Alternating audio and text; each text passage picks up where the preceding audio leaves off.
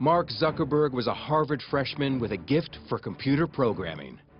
Less than a decade later, he is the baby-faced, multi-billionaire power broker who rubs shoulders with the president. My name is Barack Obama, and I'm the guy who got Mark to wear a jacket and tie. I think most people still haven't really digested the scale of Facebook or how quickly it's grown. The goal is obviously to get to ubiquity. I mean, Mark Zuckerberg wants everyone to be on this service. He transformed a dorm room project into the Internet's biggest global village.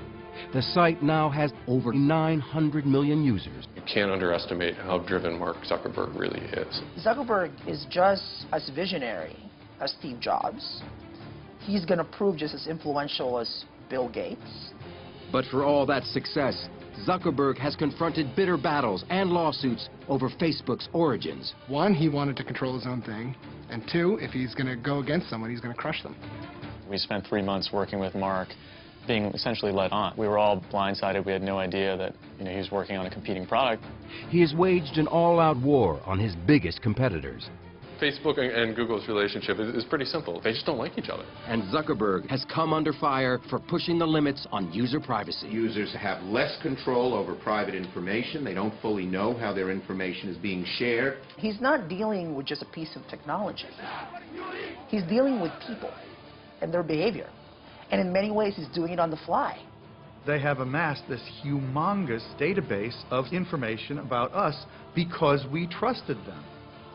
So the question is, should we still trust them?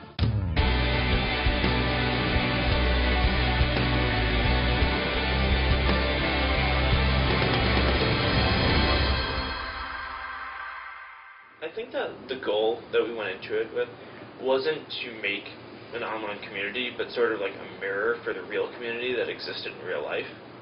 Mark Zuckerberg.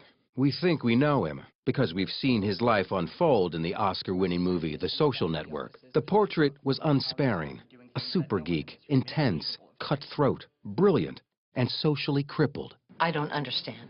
Which part? But was it accurate? He's always had friends. He's a pretty social guy.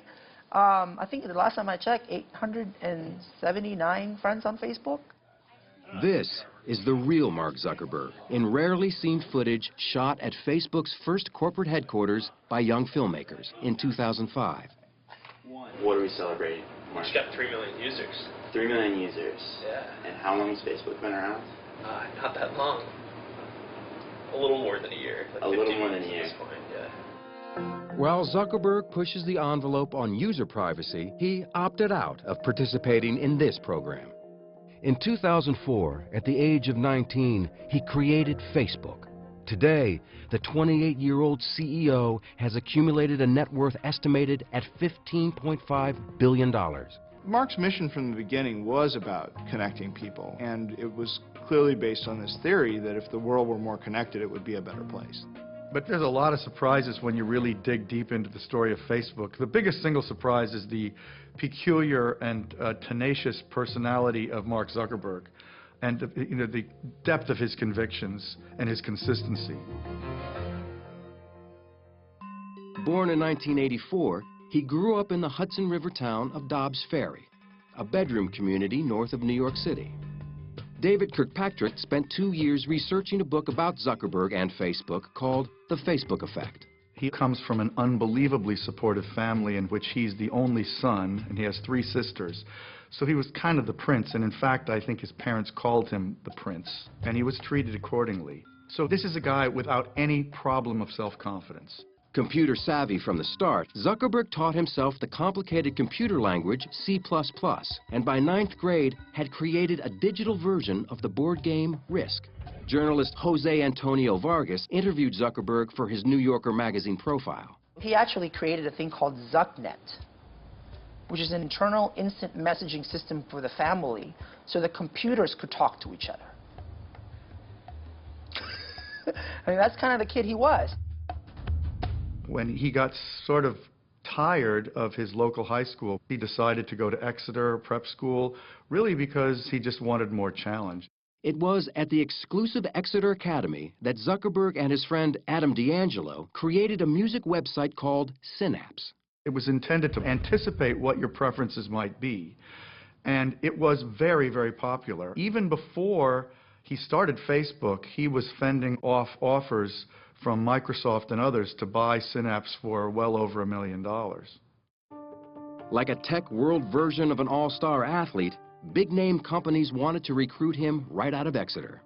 Again, Zuckerberg was unimpressed and chose instead to enter Harvard in 2002, where it wasn't long before he got himself in trouble.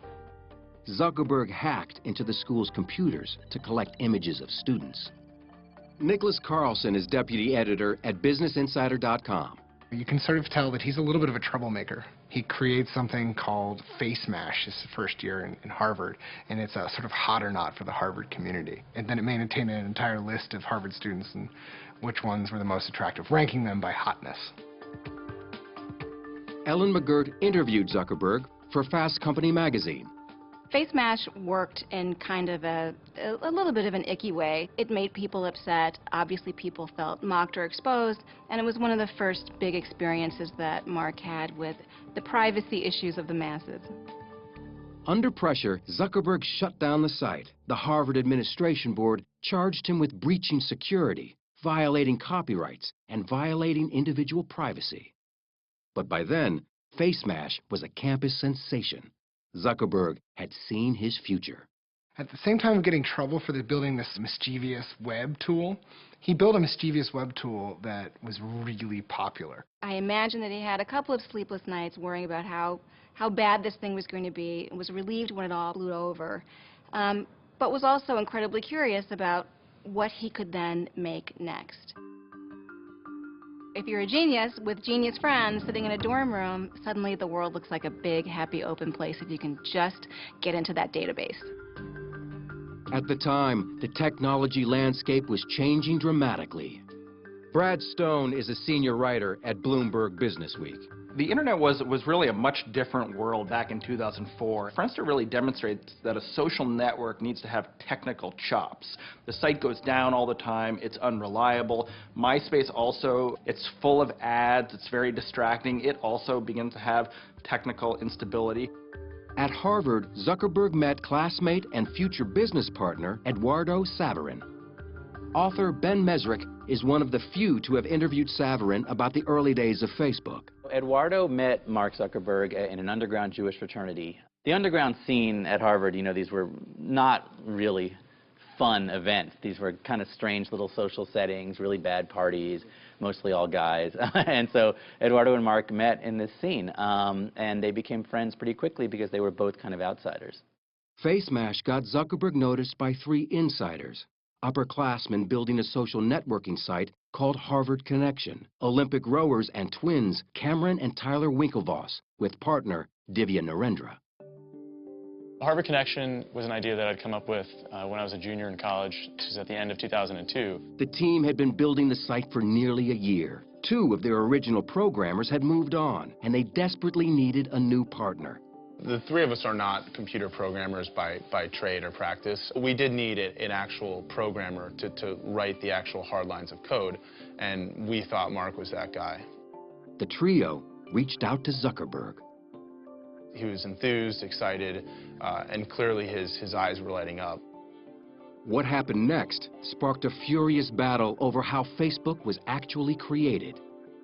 The details unfold in email exchanges between Zuckerberg and the Harvard Connection team. At first, Zuckerberg appeared eager. I read over all the stuff you sent, and it seems like it shouldn't take too long to implement. So we can talk about that after I get all the basic functionality up tomorrow night. Then, Zuckerberg began to delay the project.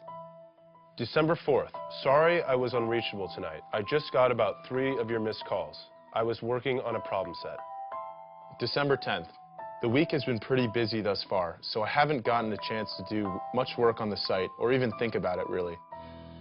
Zuckerberg was stalling because he was busy working on a similar social networking site based on Harvard's student directory called The Facebook. He and Saverin partnered to fund it.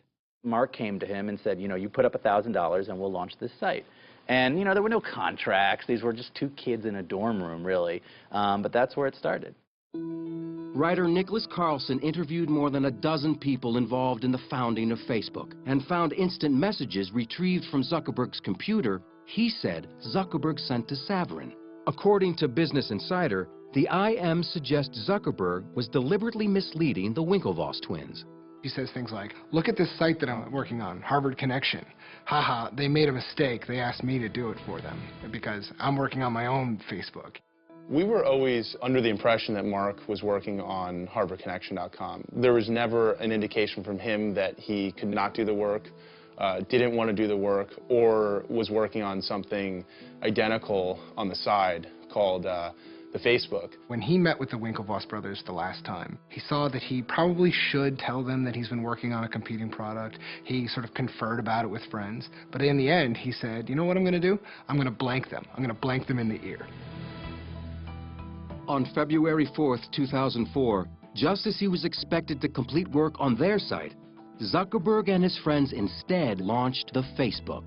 The Winklevoss brothers and Narendra found out about it the same way nearly everyone else at Harvard did. It completely blindsided us. We definitely did not expect that. Mark wanted to have control over his own project. He saw that they were onto something cool, the Winklevoss brothers, but he saw that he could do something cooler. And so, one, he wanted to control his own thing, and two, if he's going to go against someone, he's going to crush them. And that's what he did.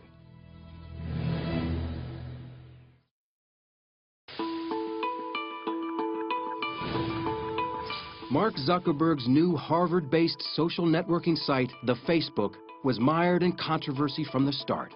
Just days after he launched it in February of 2004, the Winklevoss twins and Divya Narendra sent him a letter to cease and desist.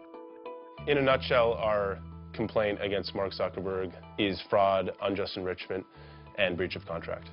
Zuckerberg responded with a letter denying any wrongdoing, claiming his site was a separate venture and used none of the same code.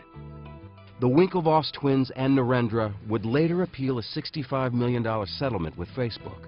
They lost in federal court, but that settlement could now be worth $200 million. But none of the vicious legal wrangling slowed the incredible momentum of the Facebook. At that point, my roommates were kind of like, you know, this is pretty cool. Like, I thought this would work at other schools. So we launched it at Columbia, Yale, and Stanford. And within a couple of weeks, each of those three schools also like had thousands of users who were like, all right, this is pretty sweet. Like, let's just go all out and see how many schools we can launch this at as quickly as possible. About this point in time, they started to take meetings with venture capitalists and with bigger advertisers, and this is all kind of Eduardo's doing. They got a pretty early deal with Visa, and they had a deal with American Express. They had a number of advertisers that came and went. Then record companies started getting interested, and they began to get some pretty good revenue from the music industry. Enter Sean Parker, who had his own connection to the music business. On a trip to New York, Zuckerberg and his partner, Eduardo Saverin, had dinner with the 24-year-old co-founder of Napster. The seasoned entrepreneur and a truly creative individual, an extraordinarily interesting person who had worked his way into a network in the Valley that is just to die for, particularly at that point. For Zuckerberg, Parker was a hero and a role model. Partner Saverin didn't agree. Eduardo did not think highly of Sean from the very beginning. He thought that Sean was a snake oil salesman, that they didn't need Sean, that Sean talked a big game but was living out of a duffel bag and had been kicked out of 2 companies. In the summer of 2004, with Saverin remaining on the East Coast, Zuckerberg left Harvard. We came out to Palo Alto for the summer just to hang out because Palo Alto is kind of this mythical place where, you know, all the startups come from, and got ready to launch at another 150 schools when the year started. One of the things that Mark did that was very smart by going to Palo Alto was to actually enter the petri dish of entrepreneurialism, particularly for new technologies. Zuckerberg and his friends moved into a large frame house with a swimming pool, and he reconnected with Sean Parker, who later became Zuckerberg's roommate. He was the adult supervision. He's the guy who showed them how things are done in Silicon Valley. He's the one who showed them how to meet investors, how to negotiate with them, who to hire. Mark has told me stories of just all of the guys coding late at night around dining room tables and eating chicken McNuggets and cereal. And there's partying going on. Sean Parker is bringing them around to the different kind of cool Silicon Valley hotspots. And meanwhile, the website is growing astronomically fast. I mean, there's a 1 million member party by December of that year. During this time, Parker gave Zuckerberg some shrewd advice he took to heart. He sort of looked at him and said, you need to be the founder of this thing, and you need to be the CEO forever. You know, you can't turn this over to investors. And Mark is able to negotiate a series of increasingly important investment deals that do two things. One, allow him enough operating cash to hire some of the smartest engineers in the business, and two, help him retain majority control in the company. But tensions began to grow with Zuckerberg's original partner, Eduardo Saverin, who remained on the East Coast. Eduardo felt that, he was the business head of the company and he was no longer being treated that way. Mark and Sean were taking meetings all over California. They were meeting with venture capitalists, and they were kind of ignoring Eduardo. He retaliated. Eduardo froze the bank accounts to try and get Mark's attention, and Mark and Sean began to sort of figure out a way to build the company without Eduardo. Zuckerberg responded and froze Saverin out. Eduardo was removed from the company masthead, and he essentially became a non-entity. He became a non-person. He was thrown out, and he became very upset.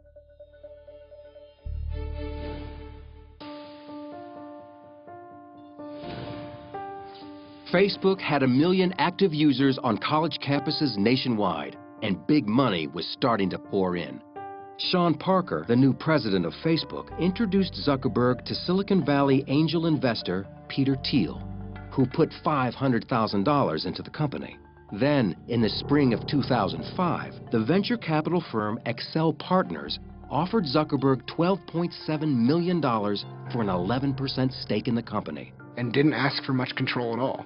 Walking away from that investment, Mark controlled 3 out of 5 board seats. Which is a bizarre and unprecedented situation to have one individual have absolute, effectively dictatorial control over the disposition and direction of an increasingly giant company.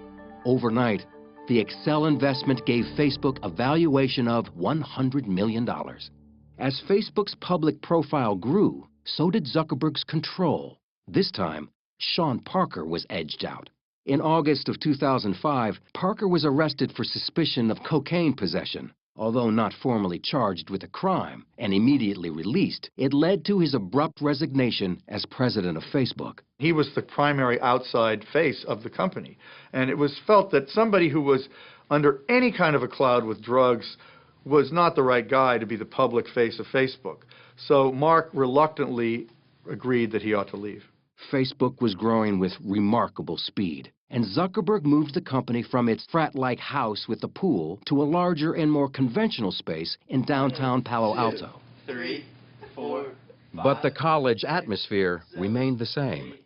One of the things that I do focus on at Facebook is making sure that the culture is very friendly, and that people hang out. In terms of managing this whole process, nothing, nothing. Like, I have no idea what I'm doing, Even their employee interviews were different. Chris Kelly was brought on in the new position of Chief Privacy Officer to deal with Facebook's increasingly contentious privacy issues at a time when the entire company numbered only a couple dozen employees. The first time I met Mark, we climbed out on the roof, out through the window, and did our interview on the roof of what was then a World Wraps. And it was clear he was young, but he had a very sophisticated understanding of what had happened so far and where he wanted to take the company. Determined to keep Facebook's unusual creative culture alive, all-night hackathons were one way to do it. We have these hackathons at the company, right, where basically everyone gets together and just hacks on something and builds something all night long. And the only rule is that you aren't allowed to work on at a hackathon what you work on the rest of the time. So people work on crazy stuff. Hackathons were some of the most kind of creative focus that you could ever imagine in a company. Imagining these incredibly talented engineers coming together for a night and saying, we're going to stay up all night and we're just going to program. And we're going to pick a project and we're going to get it done that night. It's like, great, make it. We'll prototype it. And there'll be a prototype war and see who wins. it can be a contentious environment. Bull man, they wouldn't be able to get all the way across. No, I disagree. That's bull. We had an argument. From Mark's point of view, this is where good ideas come from quickly and efficiently. Good ideas were flowing. Zuckerberg then made a change that would give Facebook a sudden and dramatic boost, allowing people to identify or tag themselves and their friends in photographs. That was a huge, huge change that led to massive new use of Facebook, and photos became very rapidly by far the most used part of Facebook and became the single biggest driver of its growth. That growth continued in one direction, up. According to Facebook's internal tracking, its user base had shot to 5.5 million users in less than 2 years. And media giants were banging on the door. In 2006, Yahoo baited the 22-year-old Zuckerberg with an extraordinary offer, a buyout for $1 billion. Even more extraordinary, Zuckerberg turned them down. Now, if you are a parent of someone about Mark's age, you're looking at the Yahoo decision and thinking, why did you not take that money? It's never been about money. If it was, it would have just sold out. We just felt that doing that and going down that path would not help us build Facebook out to what we thought it could be.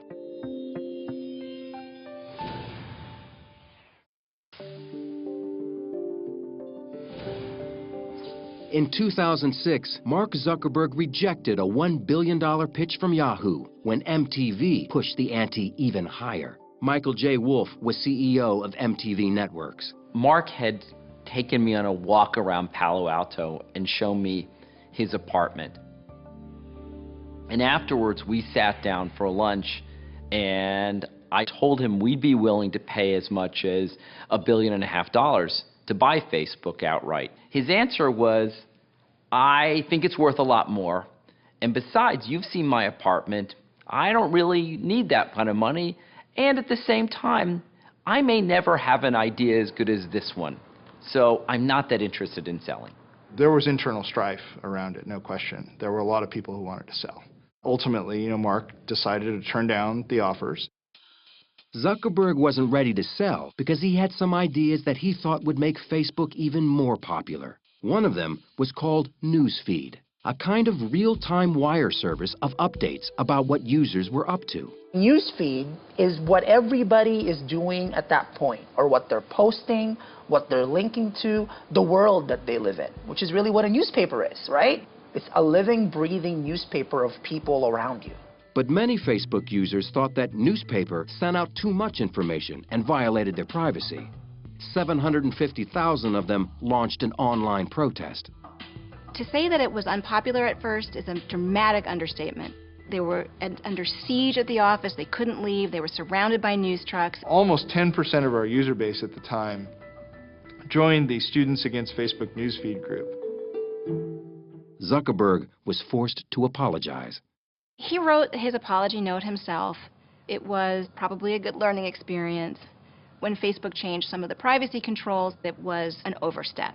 I do think he takes those seriously, but I do think that he's willing to continue to overstep for the purpose of making a product that he wants to make.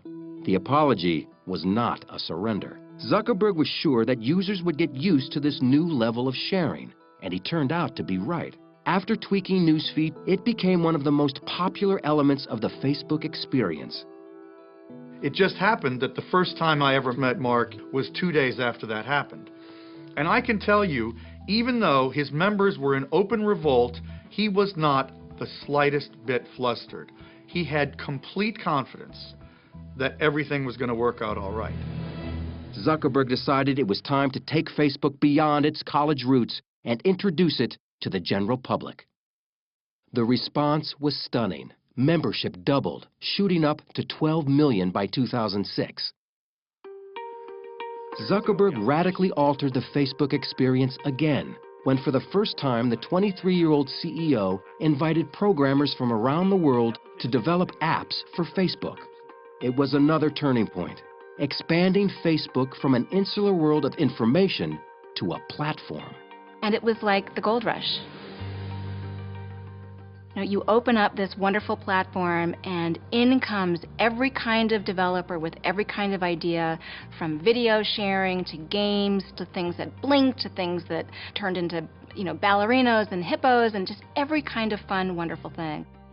The platform companies or the operating system companies always do the best. I mean, think of Microsoft. It had this ubiquitous Windows platform, and all these other companies wrote programs for Windows.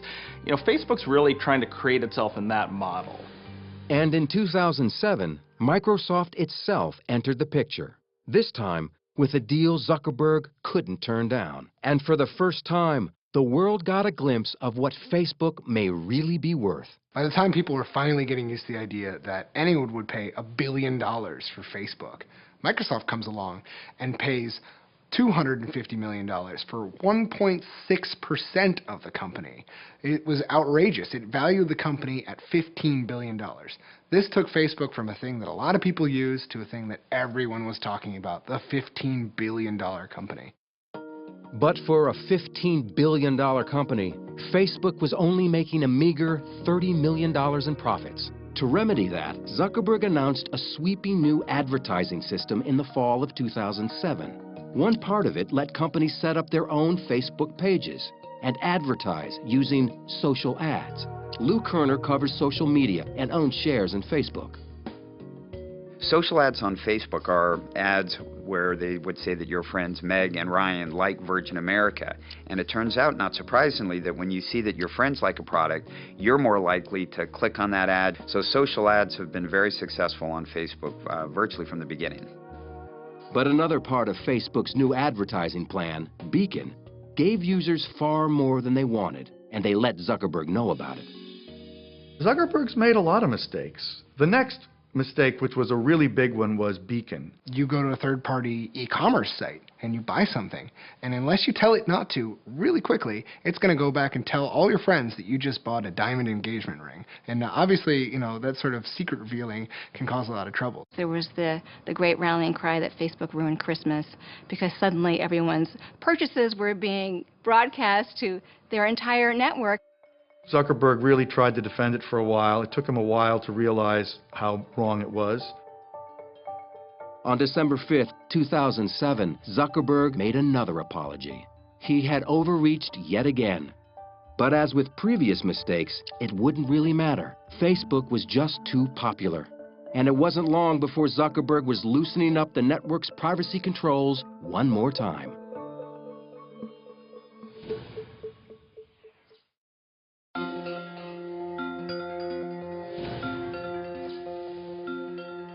More than 4 years after co-founding Facebook, Zuckerberg still seemed uneasy in the public spotlight.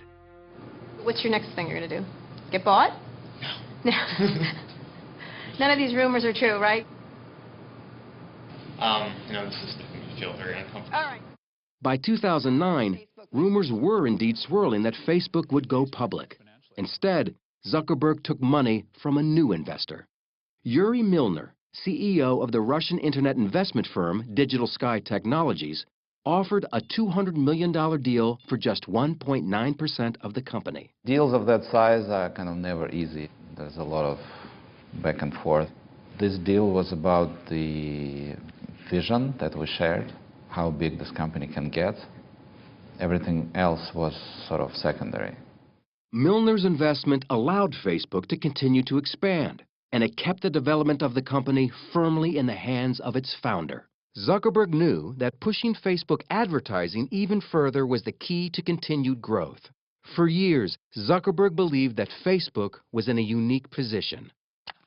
Today, even with the most advanced advertising systems that exist, they only have estimates of what someone's gender might be, or what someone's age might be, or what they might be interested in. But on Facebook, we know exactly what gender someone is, and exactly how old they are, and exactly what they're interested in. Jeremy Smith is Chief Strategy Officer for Second Market, a company that brokers shares in privately held companies which cannot yet be traded on the public market. What makes Facebook so desirable from the perspective of advertisers is that they are able to accumulate information on their users like nobody else. The funny thing is the users don't really view it as data. It's themselves. It's their information. It's their lives that they're putting on there. But as far as advertisers are concerned, it is the holy grail of data. Pushing the boundaries of that holy grail of data was about to get Zuckerberg in trouble again. In December 2009, he revamped the privacy settings for Facebook's then 350 million users. Unless users individually restored their settings, previously private information was now available to everyone on the internet. Many people just sort of took that default and somewhat inadvertently allowed a lot of their information to become public. And many privacy advocates believe that they didn't explain that or disclose it sufficiently. A firestorm of complaints from users and consumer groups forced Zuckerberg to backtrack again, sparking concerns in Congress. We are here today to urge Facebook's creator and CEO, Mark Zuckerberg, to revisit this new policy as soon as possible. We believe Facebook should reverse its policy to begin exploring guidelines so users know upfront what's happening. Adding fuel to the fire was the surfacing of still more instant messages. Business Insider published messages they said showed a friend asking then college-aged Zuckerberg why people shared their emails with him. Zuckerberg's response was curt and profane. You know, I mean, I asked him point blank about it, and he was very embarrassed by the fact that he had sent these IMs. Less than 1 month later, he was put on the hot seat in a memorably awkward interview at the All Things Digital conference. Do you feel like you're violating people's privacy? You know, there were real learning points and turning points along the way in terms of building things. If I knew what I knew now then I hope I wouldn't have made those mistakes. But I can't go back and change the past. I can only do what we think is the right thing going forward. You know, anybody who's ever kind of doubted what Facebook is about or want to question his integrity, I mean, they can keep pointing back to that, right? To that instance of like, I can't trust that guy.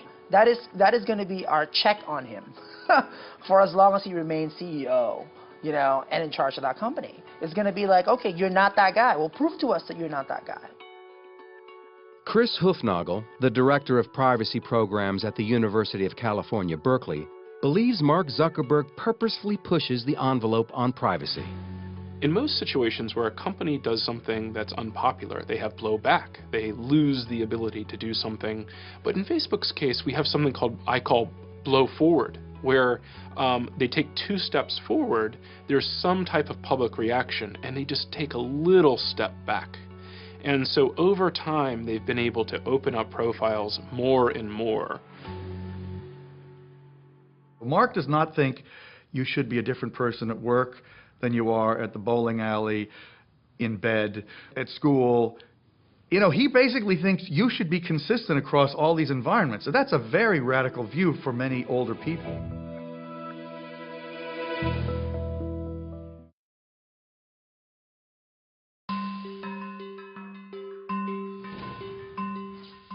By the time Mark Zuckerberg turned 25 in 2009, he had accumulated so much notoriety, wealth, and power that author Ben Mezrich had written a book about him and the founding of Facebook. This story started for me at an email I received just out of the blue to my website, and Eduardo Saverin was angry. He wanted to tell his story. He had co-founded Facebook with Mark Zuckerberg, and then he said had been kicked out of the company, and he felt betrayed, and he wanted to talk. Saverin talked to Mezrich for 6 months about a lawsuit he'd filed against his former Harvard classmate for diluting Saverin's share of the company. According to Mezrich, Facebook found out Eduardo was talking to him. And they essentially settled with Eduardo. Nobody knows for sure what happened, but what I've heard is he got 5% of Facebook, and he had to sign an agreement that said he would never speak to Ben Mezrich again. But Mezrich already had enough material for his book. My proposal had leaked out on the web. Aaron Sorkin saw it. Scott Rudin saw it. So Sorkin immediately signed on to write the screenplay, and everything happened very quickly from there. The pre-release publicity surrounding the movie also seemed to force Zuckerberg to go on a PR offensive. The previously press-shy Zuckerberg was suddenly everywhere. If you build something great, that's what people care about.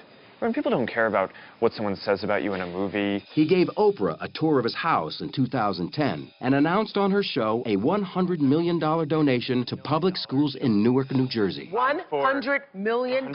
$100 million. The social network opened in wide release on October 1st, 2010. People want to go on the internet and check out their friends, so why not build a website that offers that? Friends, pictures, profiles. I'm talking about taking the entire social experience of college and putting it online. Zuckerberg complained about his on-screen portrait as a ruthless, socially challenged power geek with no friends. He said there were factual errors in the script. They frame it as if the whole reason for making Facebook and building something was because I wanted to get girls or wanted to get into some kind of social institution. And I mean, the reality for people who know me is I've actually been dating the same girl since before I started Facebook. They just can't wrap their head around the idea that someone might build something because they like building things.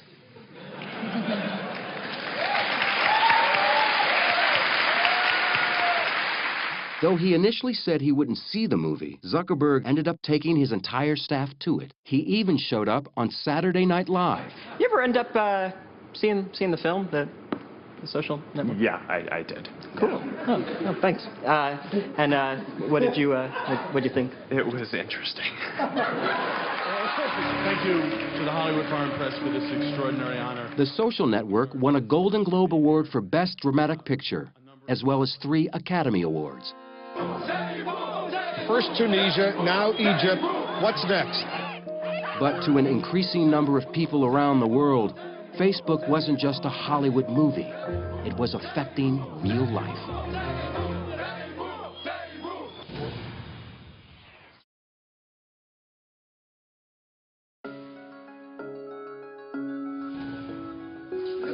In late 2010, demonstrators started taking to the streets in Tunisia and later in Egypt to protest their repressive governments. By this time, more than 70% of Facebook's 500 million+ users lived outside the United States.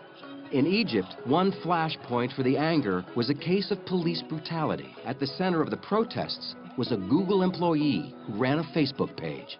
Wael Ghonim was the manager in Egypt of a page that was a memorial to this guy who had been beaten, tortured, and killed by the secret police.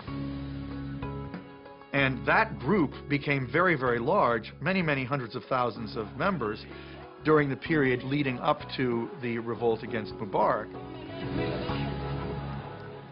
Facebook expedited the ability of people to express their dissatisfaction, which clearly sped up the process of these revolts. The governments of Tunisia and Egypt fell. Protesters expressed their gratitude to Facebook on the streets. One named his newborn daughter Facebook. And Wael Ghonim sang the social networking site's praises on CNN. I want to meet Mark Zuckerberg one day and thank him. I'm talking on behalf of Egypt. This revolution started on Facebook when hundreds of thousands of Egyptians started collaborating content. You know, like we would post a video on Facebook. It would be shared by 50,000 people on their walls within a few hours. Facebook itself was very quick to try to distance themselves from that political activity. I mean, obviously, they supported it, but they don't really want to be seen as a tool of change because obviously Facebook wants to be active in regimes like China. They don't necessarily want themselves viewed as a tool of insurgency. Zuckerberg has taken on a personal goal that might help him with his mission to connect the world. He says he spends an hour a day studying Chinese, which could potentially help him gain 1 billion new friends. It's the fastest growing and the biggest internet market in the world. There are hundreds of millions of users, and his mission is incomplete if he's not in China. Mark Zuckerberg's power had never been greater, and once again, speculation grew that he would take his company public. Despite enormous pressure, Zuckerberg has been hesitant to pull the trigger and cash in. 100 years, 200 years from now, what's going to be more important? The money, right?